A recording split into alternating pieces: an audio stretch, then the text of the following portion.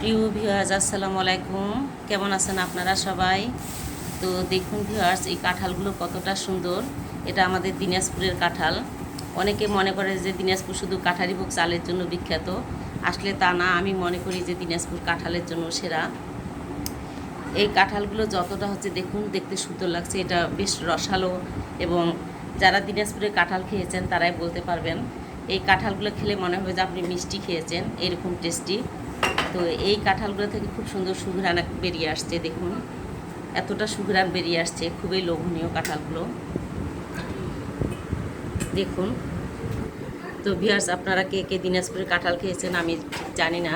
আপনারা অবশ্যই কমেন্টস করে জানাবেন যারা দিনাজপুরের কাঁঠাল খেয়েছেন। তো ভিউয়ার্স, আমার এই ভিডিওটা কেমন হয়েছে, যদি আপনাদের কাছে ভালো লেগে থাকে তাহলে অবশ্যই আপনারা আমার ইউটিউব চ্যানেলটিতে সাবস্ক্রাইব করবেন, লাইক দিবেন, কমেন্টস করবেন এবং শেয়ার করবেন। আর যারা আমার ফেসবুক পেজ থেকে দেখবেন তারা অবশ্যই আমার ফেসবুক পেজে ফলো দিয়ে পাশে থাকবেন। তো ভিউয়ার্স, আপনাদের সাথে আমার আবারও দেখা হবে নতুন কোনো ভিডিওতে। সেই পর্যন্ত ভালো থাকবেন, সুস্থ থাকবেন। আল্লাহ হাফেজ।